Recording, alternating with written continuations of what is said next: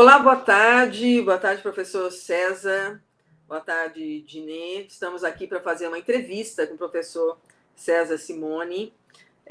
O professor César é docente, né, do DG e coordenador do programa de atual coordenador do programa de pós-graduação em Geografia Humana da FEFELESH USP. E ele está aqui para nos conceder uma entrevista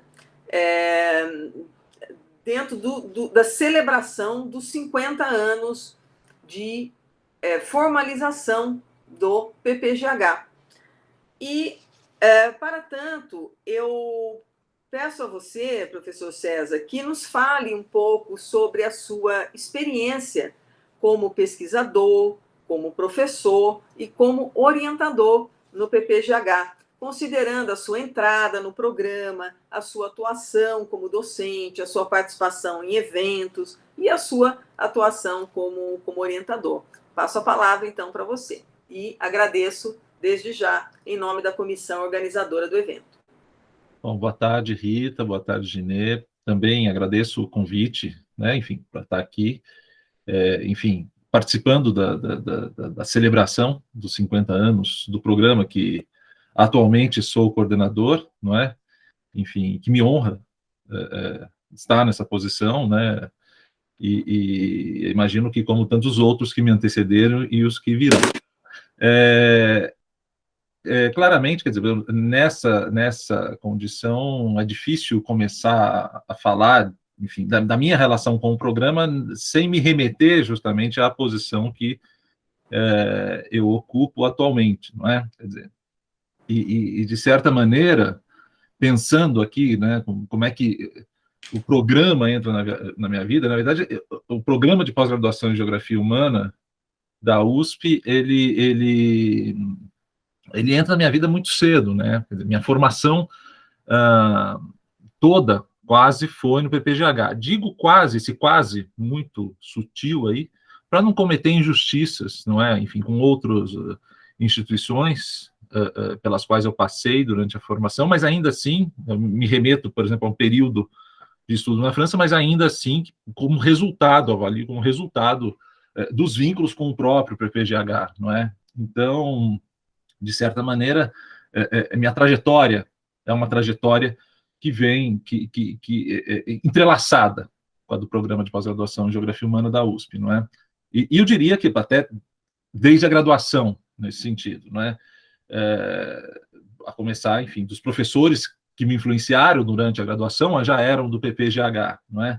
Daí fiz mestrado, fiz doutorado, não é? Passei no concurso, virei professor do Departamento de Geografia, me credenciei no programa e hoje, né, enfim, estou aqui nessa posição de coordenação, não é? E, de certa maneira, eu acredito que esse orgulho ao qual eu me remetia inicialmente, ele é algo que não é exclusivo, né? Não só aos meus colegas, mas acho que também boa parte dos alunos, eu como aluno, enfim, também tinha esse sentimento e acho que isso, de certa maneira, é algo que se preserva para muitos dos nossos alunos, não é? É o programa, nós sabemos, né, de geografia mais antigo do país, né, que teve a primeira tese de geografia do país, a primeira tese de geografia defendida em território nacional, não é? E de certa maneira, não só a antiguidade, enfim, a duração das atividades de pós-graduação em geografia nessa universidade, que fazem parte da história do programa, que hoje é chamado de Programa de Pós-Graduação em Geografia Humana, né, não só o tempo de duração, mas a própria qualidade, quer dizer, os professores que passaram por aqui, as pesquisas que foram feitas, não é? Que vão ser agora brindadas com a digitalização, não é? Estarão disponíveis aí para toda a comunidade acadêmica, não é? Com o andamento da digitalização, que é uma das coisas também ligadas aí aos eventos comemorativos dos 50 anos da institucionalização do programa, não é? E que, na verdade, eu acho que vai trazer, enfim, a digitalização vai mostrar, eu acho que mais dessa história e vai tornar, enfim, dar uma dimensão, uma visibilidade muito maior para tudo isso, e eu acho que isso, e de certa maneira, eu acho que a gente pode ver tranquilamente que a história do programa, ela se entrelaça com a história da geografia brasileira, não é? Quer dizer, não dá para pensar a história da geografia brasileira sem pensar na história do programa, e isso é um dos motivos aqui de muito prazer, enfim, de muito orgulho de estar hoje aqui, né, com todos os colegas que tenho no programa, né? Outra característica que eu acho que é importante mencionar desse nosso ambiente aqui de trabalho no PPGH é o fato de que o programa de pós-graduação em Geografia Humana da USP é um dos berços também do pensamento crítico na geografia brasileira e mundial, não é? Quer dizer, foi no PPGH que importantes vertentes do pensamento crítico, por exemplo, ou da chamada geografia crítica brasileira, deram origens aqui a abordagens críticas, aí tanto no âmbito da geografia urbana, quanto no âmbito da geografia agrária, quanto no da geografia política, no da história do pensamento geográfico, não é? E diria que agora, de certa maneira, mais recentemente, mesmo no âmbito da cartografia e das técnicas de representação, a gente vê um movimento em que essa história parece também ganhar aí alinhamentos importantes, não é? E não só como berço, né? Eu acho que é importante dizer também aí uma terceira razão, não é? A respeito da qual eu acho que sobre a qual é importante falar para caracterizar esse ambiente de trabalho, de pesquisa, de interação, né, que nos é comum, não é? O fato de que ele é ainda, com toda certeza, um dos refúgios desse pensamento crítico, né? Um pensamento, tão reduzido, mas tão essencial ao mesmo tempo, não é? Em meio a esse mar de ataques vindos, não é, de todos os lados aí da violência da política neoliberal que destrói uma concepção de universidade, a possibilidade de uma concepção de conhecimento, não é? Diante, enfim, concepções instrumentais, não é? da própria atividade acadêmica e diante das métricas, né, que invadem aqui a nossa prática, não é? E na verdade, né, eu acho que de certa maneira atingem ou buscam atingir o que há de mais essencial na universidade, que é a possibilidade de um pensamento livre, não é? E eu acho que contra tudo isso, de certa maneira, a resistência de um pensamento crítico, e que eu acho que a gente encontra muito fortemente no PPGH, tem feito desse programa também um lugar de muito, enfim, mais do que de muito interesse, mas um lugar talvez essencial, não só para a geografia, mas eu diria que para o pensamento crítico de forma geral, né? Bom, claro, vale lembrar, quer dizer, tudo isso tendo sido sempre, dizer, ao longo da história, um programa de excelência, né? Desde os seus primórdios. E daí,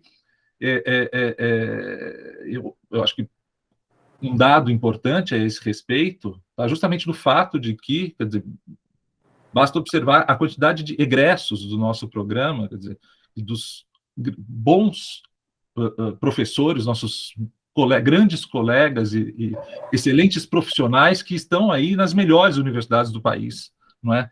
E que foram estudantes aqui no PPGH, não é? Bom, pensando numa das características, talvez, do nosso trabalho cotidiano, enfim, umas características do próprio funcionamento do programa que eu acho que seguramente se entrelaçam com essa história de luta, resistência e sucesso, não é? Enfim, que fazem desse ambiente um ambiente muito rico de trocas, não é? O fato também é a diversidade, né? A diversidade que está expressa, por exemplo, nas 7 linhas de pesquisa do programa, não é? mas também na diversidade das perspectivas internas a cada uma dessas linhas, não é? Uma diversidade que se constrói a partir da diferença de perspectivas teóricas distintas, não é? E pelo fato de que essas diferentes vertentes teórico-metodológicas que foram sendo gestadas, sedimentadas no âmbito do PPGH, desempenham um papel importante não só internamente nas linhas, mas também na relação entre elas, porque muitas vezes são vertentes teóricas que atravessam muitas linhas do programa, não é? E que permite justamente uma interlocução aí entre campos de pesquisa distintos por meio da perspectiva teórica, ou o contrário, a própria interação entre distintas perspectivas teórico-metodológicas por meio do campo de pesquisa definido pela linha, não é? Então, de certa maneira, eu acho que essa riqueza toda sugere aqui que o PPGH seja efetivamente um ambiente de intensa atividade intelectual, não é? Então, eu acho que isso faz com que efetivamente o PPGH seja um ambiente propício à inovação, não é? E a gente vê isso na inovação, na emergência, por exemplo, da consolidação de vertentes teórico-metodológicas que foram ocorrendo ao longo do tempo, né, na nossa história, né? Algumas muito recentes têm se consolidado, vêm se consolidando neste momento no programa, não é? Mas também eu acho que permitem aqui pensar que essa riqueza toda está na base, que está no fundamento da nossa capacidade de formulação também de problemas novos, de colocar novos problemas, não é? E de resolução de problemas antigos, né? Quer dizer, eu acho que isso a gente pode pensar que serve tanto aqui para pesquisa, para o âmbito da pesquisa e do ensino, quanto para o âmbito da extensão, né?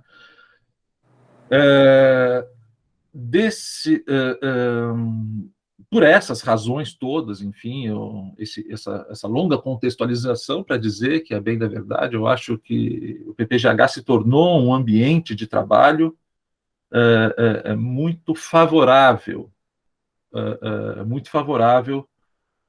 à Constituição, à pesquisa, à reflexão, não é? À troca de ideias de alto nível, não é?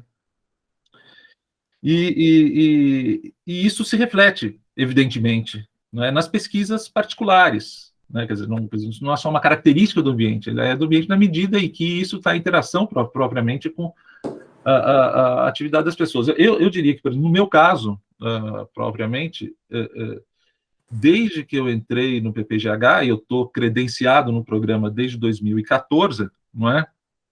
Então, portanto, já são mais de 7 anos, não é isso? Quer dizer, eu diria que nesses 7 anos algo se destaca em relação a isso, não é? Algo se destaca nessa trajetória ainda curta, perto dos meus colegas, né? Eu acho que eu sou dos mais novos no programa, seguramente não o mais novo, mas entre os mais novos, não é? Mas já fica evidente nessa relativamente curta trajetória a importância que o trânsito entre temáticas desempenhou na definição do campo de pesquisa, não é? Algo que faz justiça, portanto, trazer tanto a história do programa quanto a própria diversidade atual que a gente tem ali, não é? Conforme eu estava justamente dizendo, não é?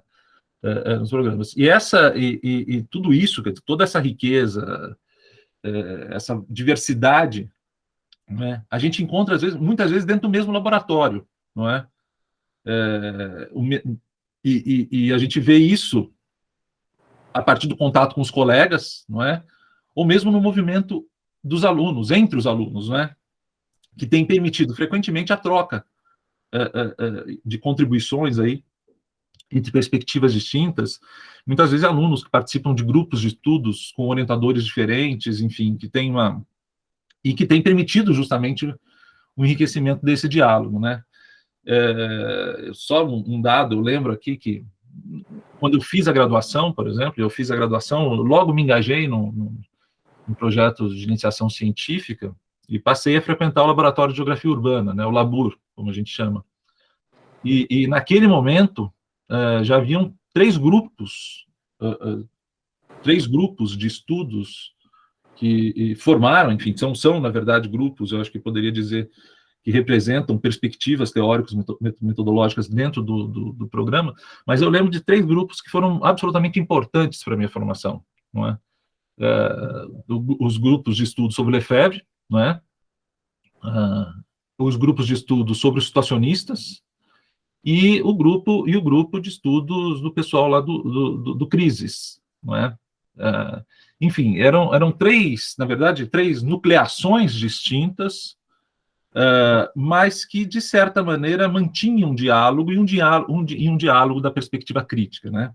Quer dizer, de certa maneira, na minha poder ter circulado entre esses grupos na minha formação, eu acho que é algo de muito muito precioso ter podido participar de um ambiente tão rico quanto. E veja, eu estou falando exclusivamente aqui de um único laboratório, não é, do programa, que é o Laboratório de Geografia Urbana, que é o meu laboratório atualmente, não é? E de certa maneira esse traço da formação, dessa formação diversa proporcionada pelo programa, ele se torna especialmente importante nas pesquisas, tanto nas pesquisas que eu desenvolvi ao longo da minha formação, quer dizer, eu coloco também não só a iniciação científica, o TGI, o mestrado, o doutorado, como nas pesquisas que atualmente eu venho desenvolvendo e aquelas que eu oriento, não é? Então, quer dizer, para ficar num único exemplo aqui, pensar a própria relação, uma relação que se tornou importante no meu trabalho, que é a relação entre a fronteira interna e a fronteira externa da urbanização brasileira, para uma formulação aqui bastante simplificada, mas, quer dizer, que coloca em relação, pelo menos, né, duas dimensões escalares da problemática urbana no Brasil, não é? Pensar, e que foi tema da minha tese, e que depois é tema do livro, que decorre justamente da tese, de diversos outros capítulos e artigos, e atualmente tem se tornado tema de muitos trabalhos que eu oriento, não é? Então, um trabalho de orientação, tanto os trabalhos que venho orientando, quanto de outros trabalhos que já foram, enfim, defendidos, e é um trabalho que vem se realizando no âmbito do grupo Limiares, é o grupo de pesquisa do qual eu sou coordenador, né? E de certa maneira, essa experiência da história, da minha passagem, da minha formação, bem da verdade, no PPGH, ela se torna importante na medida em que ela ajuda a moldar também a própria experiência que a gente tem tido no âmbito do grupo Limiares, não é? Que se tornou também, quer dizer, é um grupo de pesquisa cadastrado na plataforma de grupos de pesquisa do CNPq, mas, quer dizer, é um ambiente de estudos, essencialmente, não é? Evidentemente, estudos ligados às pesquisas que estão em curso, troca de pesquisa, enfim, mas um ambiente também de experimentação teórico-metodológica, não é, que se tornou possível, e que, nesse sentido, no meu ponto de vista, se alinha à tradição dos grupos de estudos do Departamento de Geografia. Aliás, um parênteses, eu acho importante mencionar, quer dizer, talvez esteja aqui também um dos aspectos mais eu acho que mais significativos dessa tradição do nosso programa, que é essa tradição dos grupos de estudo que começam desde cedo, desde a graduação, né? É uma tradição já que se perpetua por gerações, não é? E atualmente ela vem sendo formalizada, não é? Mas antes era feito, quer dizer, os grupos de estudos eram grupos que se reuniam, enfim, não tinha nenhum registro, né? Algumas vezes não era o horário na parede do laboratório, né, para usar a sala, tal, mas, enfim, atualmente ele vem ganhando uma formalidade maior, mas, de toda forma, é uma tradição, do meu ponto de vista, é aquilo que talvez seja um dos nossos grandes troféus, né, efetivamente, porque eu acho que é muito rico poder participar de um ambiente em que esses grupos de estudos ocorrem com engajamento tanto de alunos quanto de professores, que é impressionante, não é? Bom, mas voltando então, fechando esse parênteses, quer dizer, e voltando, por exemplo, com relação, eu acho que isso se vê no trabalho de orientação que está em curso hoje, né, nos quais eu sou o orientador, a ponto de, por exemplo, a gente vê, por exemplo, claramente, no trabalho desenvolvido, por exemplo, pelo Bruno Sampaio, não é? Que vem observando o papel das dinâmicas territorialmente expansionistas da mancha urbana periférica, a partir daquilo que ele define pela, pela noção de escala metropolitana do urbano. Não é? Quer dizer, então, é um trabalho que se vincula um pouco a essa trajetória de formação, enfim, tem continuidade e vem se renovando, de certa maneira. Né? Então, acho que isso é importante no trabalho que o Bruno vem fazendo, no trabalho que a Gabriela De Biagi também, né, vem fazendo, também estudando aqui elementos, aspectos da expansão da fronteira, da centralidade dos negócios, né, observando justamente aqui as conexões, né, desse processo com reproduções de padrões societários ligados ao racismo e à implantação de aparatos de segurança, quer dizer, também com muitos elementos de inovação, com relação ao que foi uma determinada trajetória, né, que a partir do ponto em que eles pegam o trabalho, e do Joaquim Campolim, né, que observa os negócios imobiliários, a importância que os negócios imobiliários assumiram para o mundo do crime e no âmbito dos ilegalismos. Né?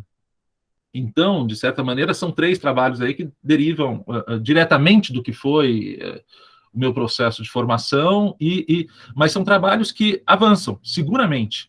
Não é? Quer dizer, estão muito longe de serem trabalhos que repetem. Eu acho que isso é um pouco da nossa tradição. Eu acho que formar também alunos,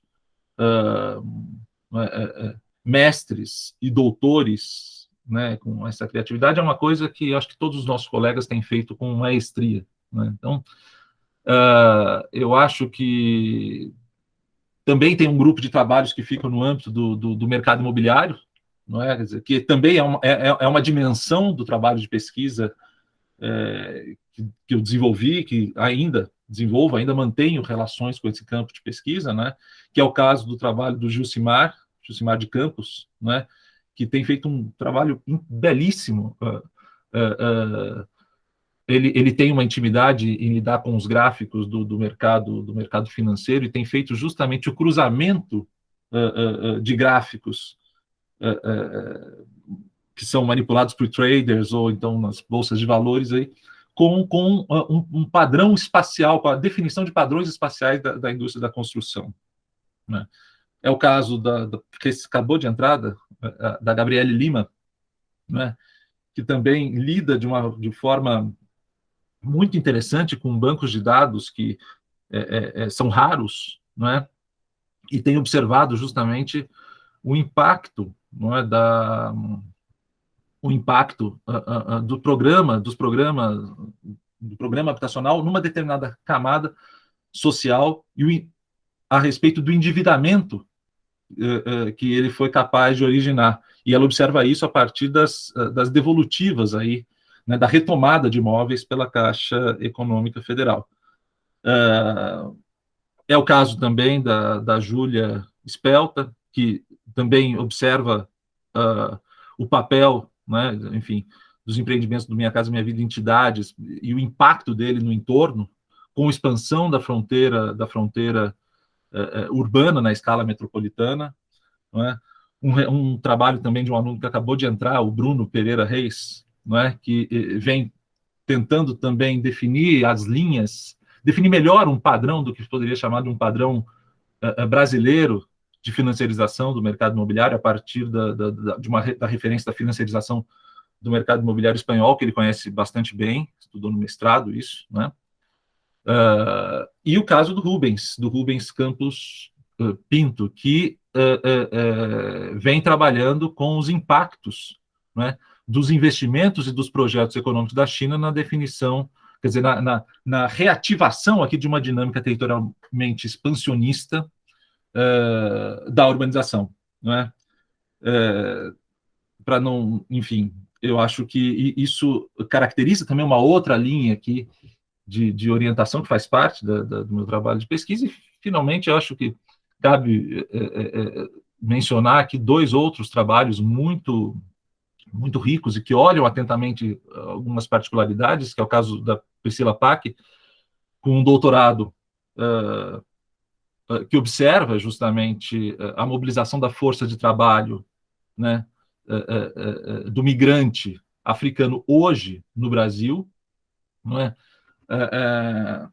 Entendendo justamente, trabalhando com a hipótese de que o desenvolvimento das estruturas econômicas e sociais, de certa maneira, reduziram, né, ou, a bem da verdade, talvez tenham sugerido um novo equilíbrio aqui no papel dos Estados nacionais, não é? Na definição aqui das formas de engajamento da força de trabalho. E o caso do mestrado do Darcio Argento, que, enfim, olha aí os egressos do sistema manicomial, não é? Diante do problema olha a peregrinação institucional desses egressos, enfim, e é o impacto que isso tem na definição das práticas cotidianas e nas formas, né, que essas pessoas têm de experimentação do espaço urbano. Finalmente, para, né, não me prolongar muito mais, eu procurei dar poucos detalhes, mas ainda assim são muitos trabalhos, né, eu não cometer injustiças, tem um trabalho na área, no campo de preocupações mais especificamente de natureza teórico-metodológica, que é do Gabriel Alvarez, não é? No qual, de certa maneira, também se reportando aqui a uma tradição de debate, que é de um pensamento lefebvriano na geografia, não é? Ele procura aqui confrontar uma leitura rigorosa da noção do direito à cidade, à recepção que essa noção teve nos meios do planejamento urbano e da gestão municipal. Bom, com isso, quer dizer, eu acho que a gente tem aqui uma dimensão do que é que essa variedade, né, de certa maneira, da formação e do debate. Eu falei um pouco do programa, depois falei, olha, num laboratório, quando a gente vê, quer dizer, eu estou falando praticamente de pesquisas que estão em andamento num único grupo, não é? Quer dizer, então eu acho que, de certa maneira, mas isso é propiciado pelo suporte, de certa maneira, que a gente encontra, não é? Com os colegas, com essa riqueza toda que está à nossa volta e que caracteriza o nosso ambiente de trabalho, não é? Evidentemente que nesse contexto eu não poderia deixar de falar também da minha participação mais próxima com colegas do GESP, né, que é o Grupo de Teoria Urbana Crítica, de Geografia Urbana Crítica, também do Labur, não é? E dos colegas do Grupo de Teoria Urbana Crítica do IEA, né, no qual tem muitos pesquisadores do PPGH. Ambas iniciativas nasceram, né, no seio mesmo do nosso programa.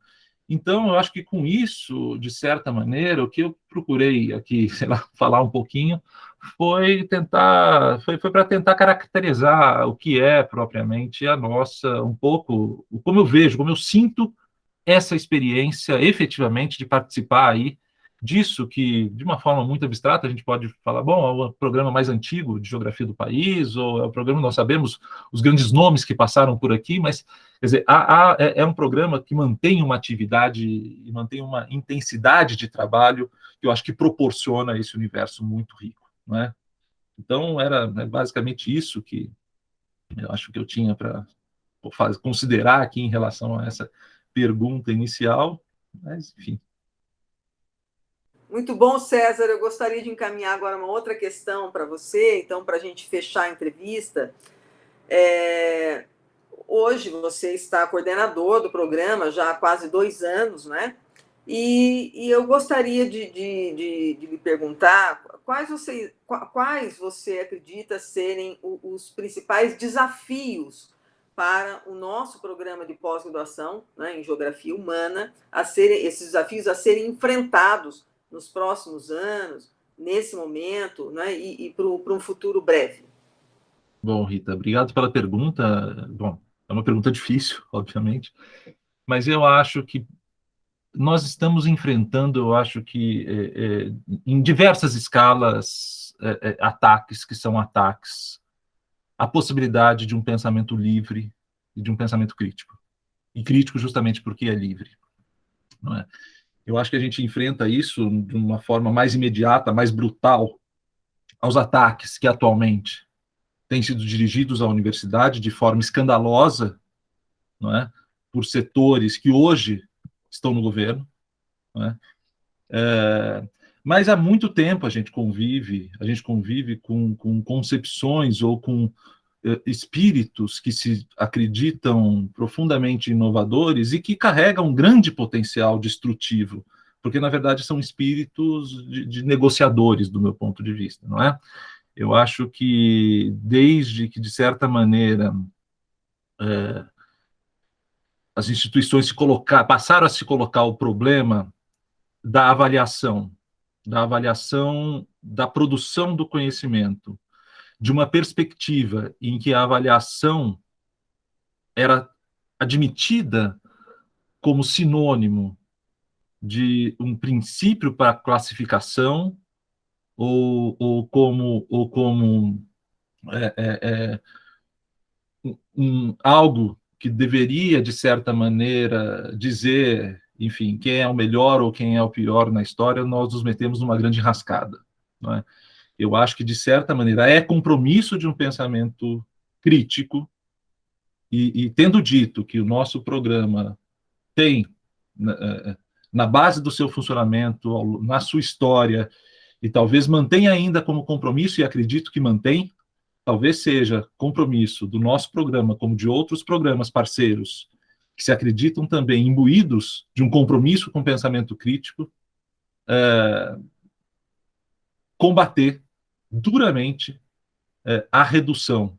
essa redução da possibilidade da crítica e de um pensamento livre, que vem sido conduzida, enfim, e nos imposta por diversos canais, não é?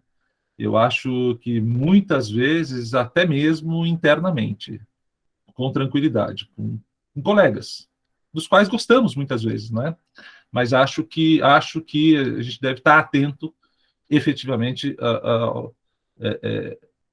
aos riscos de prejuízo e de danificação, não é? Desse que é talvez o maior patrimônio que seja o patrimônio da universidade pública. É a possibilidade de um pensamento efetivamente livre de, enfim, amarras com o poder, com a economia, não é? Enfim, com o capital. Eu acho que cabe estarmos atentos e combativos, tá bom? Excelente, César. Muito obrigada mais uma vez. Estamos, então, encerrando a entrevista com você, agradecendo mais uma vez o oferecimento aqui do seu depoimento, da sua experiência sobre a sua trajetória no PPGH, agradecendo a Dinê, que está nos apoiando nesse trabalho, mais uma vez. E pergunto se você gostaria de acrescentar algo, uma frase final, uma fala de despedida. Fique à vontade. Eu gostaria de agradecer, enfim, primeiro, a possibilidade de estar participando aqui, não é? E essa possibilidade, eu acho que está sendo dada a todos os meus colegas do programa, da ativa ou aposentados, enfim. E essa possibilidade, isso, só, a bem da verdade, só foi possível por conta da participação de um grupo de pessoas, não é? Que é o grupo de pessoas da comissão organizadora, da qual fazem parte você, Rita, a Ginê, que está aqui, o Tiago, a Elisa, o Fábio, o professor Fábio Pontel, a professora Fanny, o professor Reinaldo, né? Enfim, falei, a Elisa também, falei, né? Falei, então, bom, acho que eu não esqueci de ninguém. Então, eu acho que é uma... E a Deise, que se incorporou ao grupo agora, que está nos ajudando. Então, eu queria, na verdade, mencionar isso, que eu acho importante dizer quem está à frente dessa iniciativa, que eu tenho acompanhado com muita alegria. Tá bom? Ótimo. Obrigada mais uma vez. Um grande abraço, César, para você e até breve. Obrigada, Ginê.